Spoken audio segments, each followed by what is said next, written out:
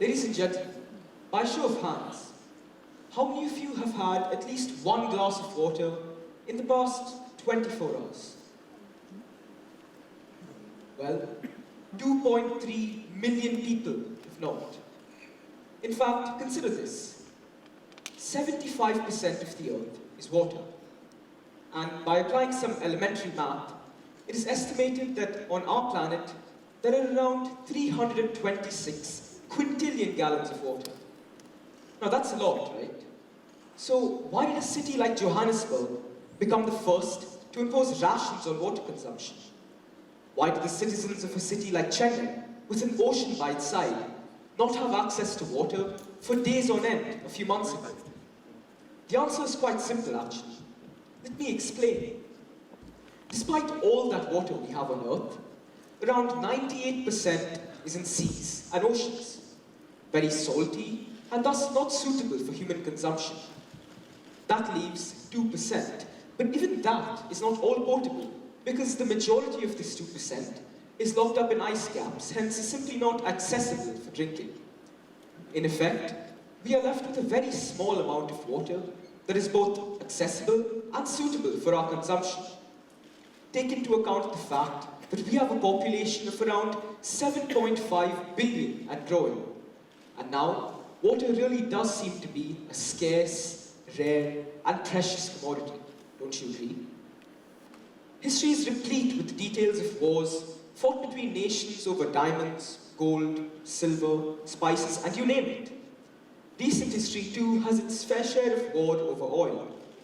Typically, a nation that has a shortage of a particular valuable item wages war on one that has it in plenty. But the reason water is so essential for the human body is that it is involved in almost all important bodily functions, as seen here. This makes water essential for our life. Unfortunately, as nations grow in number, and thus increase the number of parched throats, as erratic climate conditions disrupt long-established sources of water, and as we make strides in technology and industrial output, existing sources of clean, potable water are becoming drained quicker than they can be replenished, or are being polluted beyond repair. In simple words, there are too many of us, and far too little water to drink. Ladies and gentlemen, make no mistake, we are on the brink of a very worrisome era, an era of war over water. Not that this is new though, not that water-related wars are new.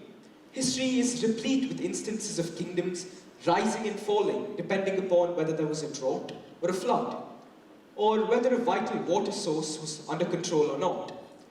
Even today, there are simmering disputes between countries over the sharing of water, or the blocking of waterways via dams. But what I'm trying to get at here is that if in the past, water-related wars were fought over the protection of waterways and shipping routes, and thus trade, future water-related wars will be fought over the very access to clean, potable water. Some might wonder, why the fuss? We can just use some of our technology to process impure water and make it suitable for consumption, right? Wrong. Processing water from non-suitable sources is both extremely time-consuming and expensive. Now you all know why that bottle of a litre of water at your favourite restaurant costs more than a litre of liquid gold or petrol. And that's ironic, but true. For a country armed to the teeth with state-of-the-art weaponry, it would be easier for it to wage war to take control of water sources than it would be to invest in technology to convert brackish or salty water into aqua purina, or pure water. And this is a clear, present danger. The quicker we take notice of it and do our part, the better. If oil shaped geopolitics in the 20th century, water is now the oil of the 21st century. And what I mean by that is that nations are going to aggressively pursue control of water sources. And unless solutions are implemented at the grassroots level, many millions more will become the victims of a war that denies them their basic right to life. Recent studies have shown that water usage per capita has almost doubled, which means that individually, we use much more water than generations in the past. And that, coupled with the ever-expanding population, exacerbates the problem that is forcing cities like Johannesburg and Chennai to adopt such drastic measures to limit usage of water.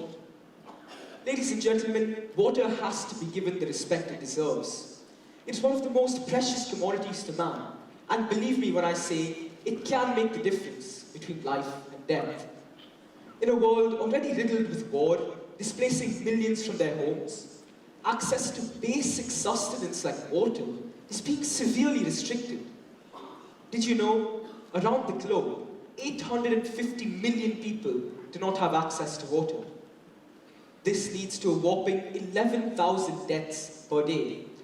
And since it's been around 6 minutes since I started my speech, around 50 people would have died over the course of this session due to insufficient water consumption. And if that doesn't shake our collective conscience, I really don't know what will.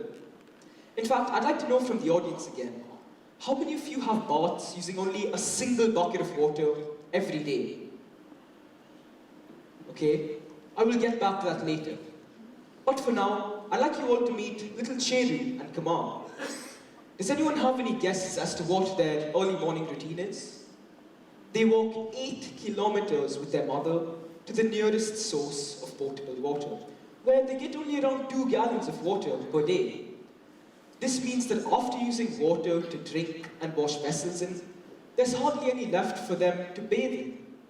Now compare this to what most of us do every day. We wake up, walk around 8 feet to our bathrooms where we get an unlimited supply of water. Now, to those people who did not raise their hand to my previous question, in other words, those who use a continuous flow of water during their showers, please do not take for granted the quality and the quantity of water that you get at just a flip of a tap.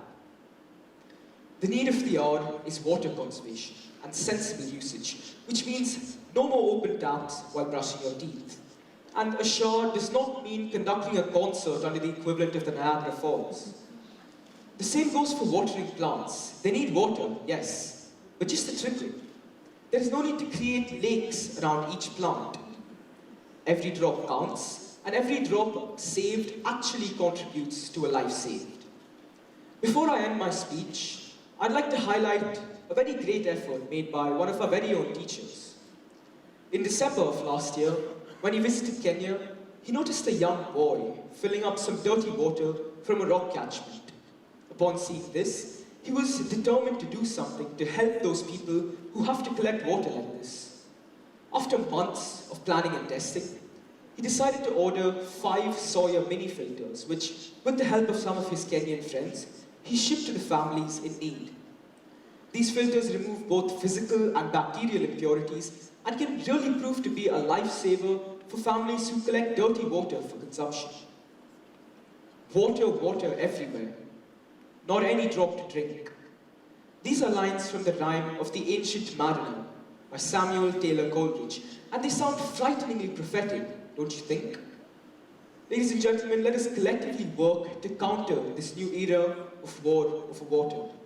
And by the way, please never take for granted the next time you sip on that glass of ice-cold water. Thank you.